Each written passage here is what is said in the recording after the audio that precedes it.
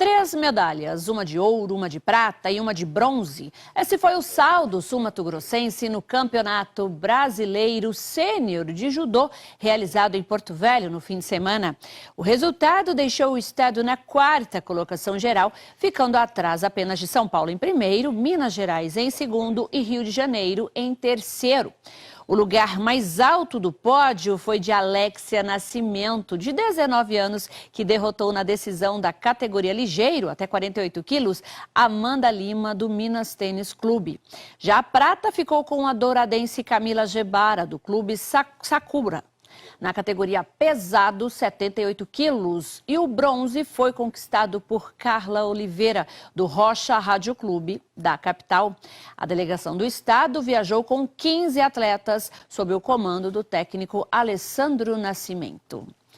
E vamos conhecer agora a história de um goleiro campograndense que começou no futsal por aqui e hoje é destaque no futebol no sul do país. Desde muito cedo, Pedro Bluma tem o futebol como grande paixão. Desde os 5 anos, se destacava nas quadras nos principais campeonatos de futsal disputados em Campo Grande. Eu comecei no futsal desde pequenininho, com 5 anos, 6 mais ou menos. Comecei lá na Massa com o professor Pavão. Comecei jogando na linha como brincadeira e depois foi passando o tempo, ele me colocou para jogar no gol e daí fui começando a levar a sério. A mudança nas quadras para o futebol de campo foi rápida e aos 15 anos ele integrou as equipes do projeto social Asas do Futuro e logo depois o time do Guaicurus, também levado pelo professor Sérgio Pavão. Eu demorei para começar a jogar futebol de campo, na verdade. Eu já tinha meus 15 anos mais ou menos. Aí eu fui jogar no Asas do Futuro, porque era uma escolinha que era ali perto de casa. Aí, dali em diante, eu comecei a ir a alguns clubes daqui, como Guaicurus, o Grêmio Santo Antônio, até conseguir ir para o Rio Grande do Sul nesses últimos 2 anos. Hoje, aos 18 anos, ele acumula passagens pelo Jaciara do Mato Grosso e pelo Futebol Clube Marau, do Rio Grande do Sul. Mas depois de 3 jogos na temporada 2022, um acidente tirou o jovem goleiro de combate. Foi um acidente bobo, né? Fui sair do meu quarto ali e na hora de ir pra sala bati a ponta do dedinho na parede e acabei machucando, mas mesmo machucado deu para jogar uns jogos ainda esse ano. Agora, Pedro Bluma estuda convites para permanecer no Marau ou até mesmo ser transferido para outro clube. Convite é o que não falta. As negociações são acompanhadas bem de perto pelo seu pai, Tomás Bluma, que no passado também foi goleiro das principais equipes de futsal de Mato Grosso do Sul. Ele ainda está vinculado ao Marau, né? Ele continua vinculado ao Marau. O Marau vai participar do profissional agora, segundona gaúcha, mas teve proposta para uma outra equipe lá do Sul também, da segundona. E estamos vendo também, a gente tem que trabalhar aí para ver se consegue alguma coisa que ele está buscando aí para fora, né? Já teve alguns contatos, mas é mais difícil aí porque envolve, né? Ter que enviar passaporte, toda uma estrutura que é diferenciada, né? Parabéns, Pedro Bluma, parabéns, viu, pela carreira, e a gente fica aqui na torcida. Vai contando pra gente, viu, quais serão os próximos passos. E a gente vai falar de um assunto muito importante hoje. A gente vai falar sobre o psicológico para atletas, que a gente vai conversar com o psicólogo Gino Rondon. Gino, muito bem-vindo ao Giro do Esporte, tudo bem? Tudo bem, Eva, um prazer estar aqui, Paredes, todos que estão acompanhando o programa, e falar de um assunto tão importante que é o controle emocional do ser humano de um modo geral, principalmente no futebol, no atletismo, no esporte, no né? esporte de um modo geral, no esporte. Ricardo Paredes, quando você era atleta lá na Japurá, você tinha um controle emocional bom? Tudo bem? Tudo bem, Eva. Um abraço ao amigo ligado aí no Giro do Esporte.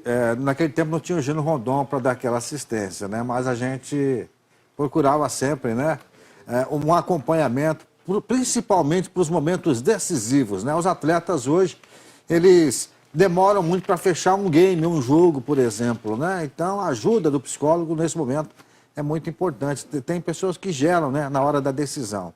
E naquele tempo não tinha muita conversa não, Evagino.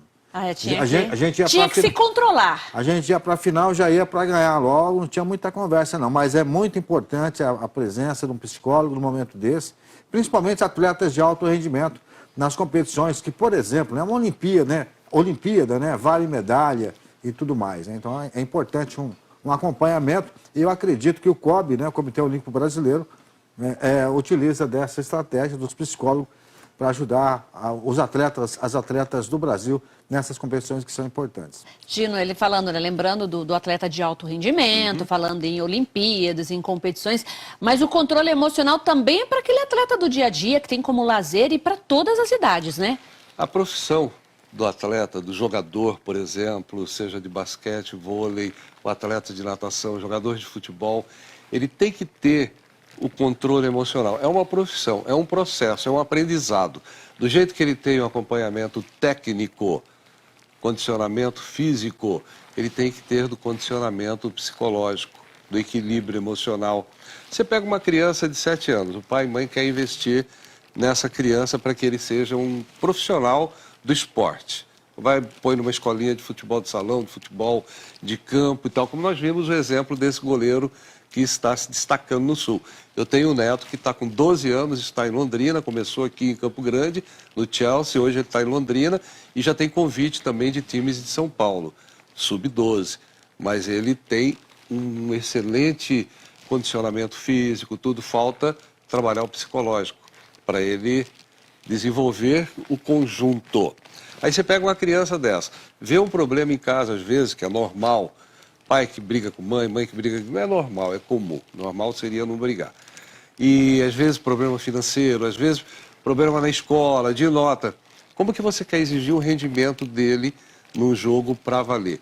Ele vai com a cabecinha dele que é para lazer, é o lazer. Aí o pai, erroneamente, quando ele tira a nota baixa, fala, ó, não vou deixar você treinar, porque você tirou nota baixa. Quer dizer, ele está treinando o menino, ele está colocando o menino para ser um atleta profissional, um jogador profissional, ou ele está vendo isso apenas como lazer, passar momentos agradáveis com os amigos ali. Então, essa visão. Hoje, você formar um filho em medicina, Paredes e Eva, é mais fácil do que você formar um atleta de alto rendimento, como você disse, para chegar numa seleção, para chegar numas Olimpíadas. É mais fácil você formar seu filho em medicina do que você formar o seu filho um atleta profissional. Isso tem que começar desde cedo, é de mamona caducando. Todo mundo precisa desse equilíbrio emocional, Eva. E a gente vê isso, né, já entrando no futebol, a gente vê muito isso, por exemplo, em cobrança de pênaltis, né? Por exemplo, foi ali, empatou, vai alternados. A gente ainda fala, haja coração. Porque imagina, a gente que está ali de fora, acompanhando, a gente já, né, tem que ter um controle emocional muito grande. Imagina o atleta que está ali, o jogador que está ali. E ele contra 11, é um goleiro contra 11 que estão ali no campo, ele tem que ter a visão estratégica, onde que ele vai jogar a bola, ele tem que ter tudo isso, e para isso ele precisa de um controle emocional muito grande. Aí, se ele participa de uma partida normal, os outros 11, pessoal de linha, é que saem todos valorizados e tal. E o goleiro fica sempre, quando ele defende um pênalti, aí a glória toda é para ele. Então ele tem que ter um controle, principalmente o goleiro. Ele tem que ter um preparo psicológico muito além dos outros atletas. Mas todos têm que ter, todos nós, né, temos que ter. O mundo que a gente vive é problema em casa, é problema no trabalho, é problema no trânsito, é problema em todo lugar. Se a gente não tiver esse controle emocional, você não vive, você morre, você tem um infarto mais rápido, você tem um problema de cabeça, você pode fazer uma besteira no trânsito, como nós já vimos aqui. Exatamente o que eu pensei também, essas coisas de trânsito, às vezes Tudo, por nada. Por nada. Né? Nós tivemos casos de colega aqui que, por nada, ele foi, pegou o revólver, correu atrás e acabou naquela tragédia toda de atingir uma criança e a criança morreu. Se você tem esse controle emocional, você pode até ter aquele momento de raiva. Mas você consegue, respira fundo. Respira fundo. Em vez de fazer aquele sinal tradicional do dedo, faz assim, ó. Manda Tudo beijo. bem, manda beijo, vai com Deus. Aí também, né, Gino, tem o estresse do dia a dia, né? O dia a dia causa estresse em todo mundo. O estresse é o grande mal da humanidade, juntamente com a depressão, né? A gente tem que ter esse cuidado também com o estresse, com a depressão, né? Muito, muito, Paredes. Nós saímos dessa pandemia, saímos não, porque agora ela volta e tá uma loucura, né? A gente já nem sabe direito. Pois é, em alguns estados até voltando à obrigatoriedade da máscara. Né? E isso causa um estrago tremendo na nossa mente. Você viver encarcerado. Eu estava no banco esses dias, todo mundo de máscara. Eu lembrei do João Bafo de Onça, daquele gibizinho que tinha, né? Antigo, O ladrão da antigo, época, né? Ele entrava de máscara. No nosso tempo tinha esse gibi, já não existe Hoje mais. não existe mais. Mas eu falei, meu Deus do céu, todo mundo de máscara aqui no banco, parece que vai ter um grande assalto. E é uma pandemia que abala psicologicamente todo mundo. Se ele conviver 24 horas trancado, sem poder sair de casa com a mesma pessoa, não tem sangue, não tem coração, não tem cabeça que aguente. Então você tem que ter um equilíbrio muito bom para superar esses problemas, né? Como o Parede disse muito bem, começa desde a hora que você acorda, o estresse já começa a querer trabalhar em você. Se você deixar, ele vai tomar conta de você. Agora, se você trabalhar, se você conhecer as técnicas, como você vai ter esse controle, você consegue superar todos esses problemas. Olha e no só. esporte é a mesma coisa. Tem várias participações por aqui. Bom dia, Eva e Ricardo. Já vai começar o mata-mata no Indu Brasil. Veteranos, meu time Taveira está no mata-mata, contando com a presença de vocês. Aí ele diz o seguinte, se o Ricardo lembra da Portuguesa do Jair, vinha o Operário Comercial, aí gelava e sempre a gente ganhava deles. É o Jefferson, lá de Terenos. Muito Discordo. obrigada, Jefferson. Discordo. É? A controvérsia. O Taveira não ganhava, não? A Portuguesa do Jair, né? A Portuguesa do Lar do Trabalhador da Japurá não tremia jamais. Time que tem Gibão, Dióstenes, né? Que depois jogou no Taveira. Time que tinha Miller, que na época não era Miller, era Toninho, né? Tinha o nosso amigo da BB, o Márcio Modesto, né? De homem de meio campo ali. Vai dizer que o Márcio Modesto jogava. Esse time não perdia de jeito nenhum. Tinha o professor Bito, Agamenon, né? Então, dificilmente eles tremiam contra qualquer time. Eles podiam perder, né? Agora Mas ele está falando aqui, ó. Eu falei que a Portuguesa não gelava. Ah, tá. Eu entendi errado. Eu pensei que a Portuguesinha gelava. Olha, quem está mandando aqui um bom dia pra gente é o José Aguiar. Bom dia, Eva. Bom dia, Ricardo. Muito bom dia. Obrigada pela sua participação. Manda um abraço para o Alberto do Morenão, que se aposentou depois de 40 anos. Olha só, Alberto. Parabéns, né? Um abraço para você. Um abraço para o Alberto, que está sempre lá quando a gente chega. Rádio e televisão sempre chega mais cedo. São os primeiros a chegar, bem né? mais cedo, né? Bem mais cedo. Então, o Alberto era o primeiro lá a recepcionar a gente, juntamente com o seu José Aguiar, que também trabalhou muito tempo no Morenão, aí com essa pandemia, né, tá mais em casa, mas são grandes amigos aí do futebol. Quem está mandando um alô aqui é o Reginaldo Freitas, o Fofão, campeonato de futebol do Jardim Colúmbia, oitavas de final, e ele está falando que vai ter uma homenagem ao nosso repórter, né, Richard, que trabalhou aqui com a gente. Legal. Então vai ter homenagem então lá no Jardim Colúmbia. Lembrando que você participa com a gente, 993331047, 93331047, estamos ao vivo no Facebook, pode mandar o seu recadinho por lá. E pela Série A do Brasileirão, apenas uma partida nesta segunda, a vitória do Avaí em cima do Botafogo. Fechando a 11ª rodada, no Engenhão jogaram Botafogo e Avaí. 45 minutos do segundo tempo. Kevin nem toma distância na cobrança da falta. A bola vai no ângulo. Esse merece replay.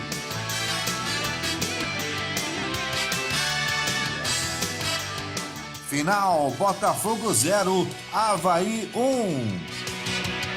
Na classificação, Palmeiras é líder, 22 pontos. Em segundo, Corinthians com 21. Em terceiro, São Paulo Internacional, 18 pontos ganhos. Em quinto lugar, Atlético Paranaense, Atlético Mineiro com 17 pontos. Em sétimo, Coritiba com 15. Em oitavo, Fluminense, América Mineiro, Avaí, Santos, Bragantino, Ceará, Goiás com 14 pontos ganhos. Em 15º, Atlético Goianiense com 13. Em 16º, Flamengo com 12. E na zona de rebaixamento, em 17º, Botafogo 12. Em 18º, Cuiabá 12 pontos. Em 19º, Juventude com 10. E em 20º, Fortaleza 7 pontos ganhos. Ai, ai, ai, Botafogo já entrou, Flamengo ali pertinho. Olha só, tem várias participações por aqui. O Hélio Santiago diz, estou ligado de Bauru, São Paulo, bom programa.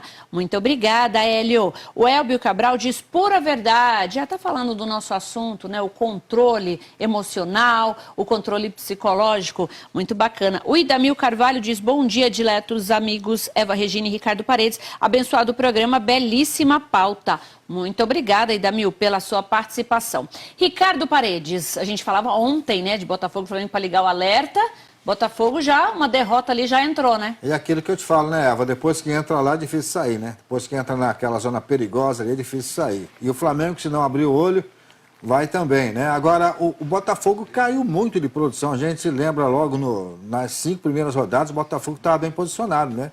Mas caiu muito, perdeu muitas partidas e realmente se complicou de vez aí na classificação do Brasileirão. Fogão é o primeiro lá da zona de rebaixamento, né, Eva? É o 17º colocado. E o Flamengo está louquinho para entrar também, está na 16ª posição, com 12 pontos os dois times aí. Tá quase lá, hein? O Hélio Santiago diz, manda um abraço pro Amarildo Carvalho, ex-jogador, jogou aqui no Noroeste de Bauru. Um abraço ao Amarildo Carvalho, abraço Hélio, muito obrigada pela sua participação. Abraço ao nosso gerente de Rádio e TV, Joel Silva, fazendo aniversário. Muitas bênçãos em sua vida. A gente vai pro intervalo, mas a gente volta rapidinho, então não saia daí.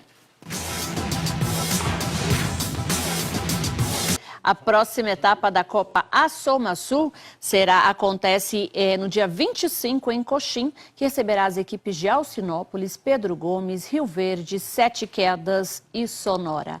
Várias participações por aqui, lembrando que você, telespectador, 993331047. Se você não está em Mato Grosso do Sul, nosso DDD é o 67 993331047. Estamos ao vivo no Facebook também, pode mandar o seu recadinho por lá. Tem um abraço especial aqui para mandar para o Daniel, o Antônio, o Enzo, o Renan e a Valentina, todos ligadinhos aí, tô sabendo, ligadinhos aí todos os dias no Giro do Esporte. Muito obrigada pela audiência de vocês.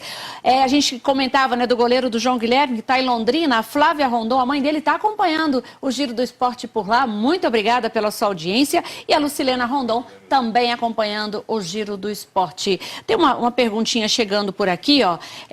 A Maria Helena, ela diz o seguinte, é mais difícil trabalhar o controle emocional da criança ou do adulto? A Maria Helena está perguntando. Obrigada pela sua pergunta, muito obrigada pela sua participação.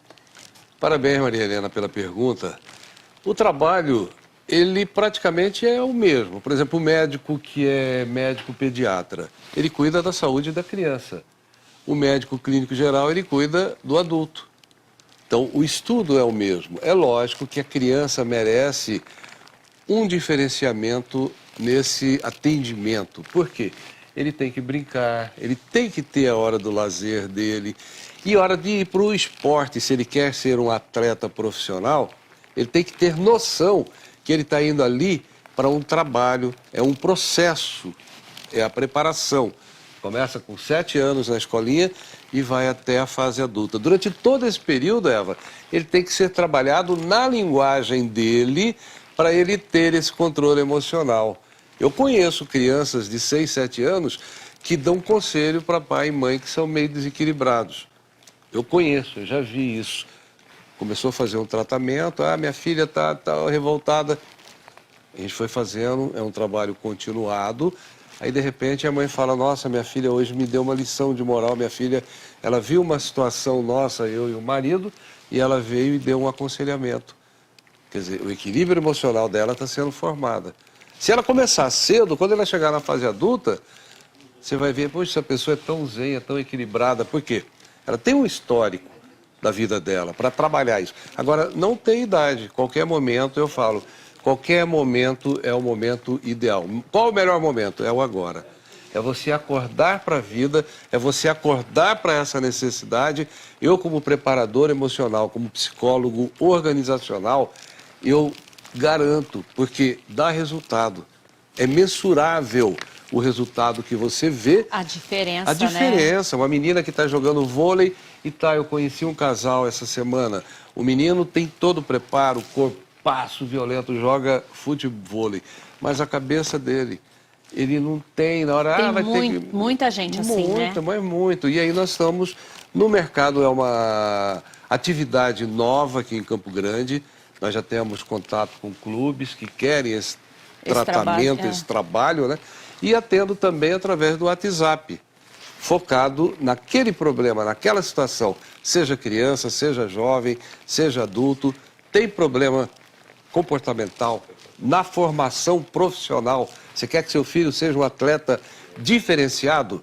É o que eu falei. Trabalho, o controle emocional. Nós sempre está terminando, mas eu queria te perguntar uma coisa. Se você já começa a trabalhar, por exemplo, numa criança de 7 anos, esse controle emocional, o que a gente vê muitas vezes é muita pressão em cima, 7, 8, 9 anos, pressão em cima da criança. Não, você tem que treinar, você tem que jogar bem, você tem que fazer isso, tem que fazer aquilo. Chega 12, 13, 14, a criança estressa e não quer nem ouvir falar em esporte. Então é bacana trabalhar esse controle e dos pais também, né? Para que não haja essa pressão em cima da criança, né? Os pais têm que ser trabalhados, Eva, na alimentação da criança, orientação de como controlar o emocional também, para passar isso para o filho. E o filho também, desde criança, tem que começar a receber esse treinamento comportamental para entender a família, para entender a escola, para entender o mundo que ele vive e a profissão que ele está seguindo.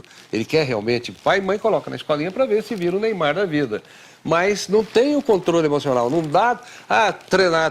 O técnico é excelente, tanto é que eu não entro na área de preparação física, de técnico, de estratégia. Só o não. psicológico, eu trabalho o psicológico para o técnico pegar aquela pessoa e ela não vai ser uma pessoa que vai brigar em campo. Tá certo, Gino, não dá tempo para mais nada, bom? Mas continua com a gente na 104,7. Com certeza. Muito obrigada prazer. pela sua participação. Só o telefone. Se a Pode pessoa... deixar. 67 999120709. Repete.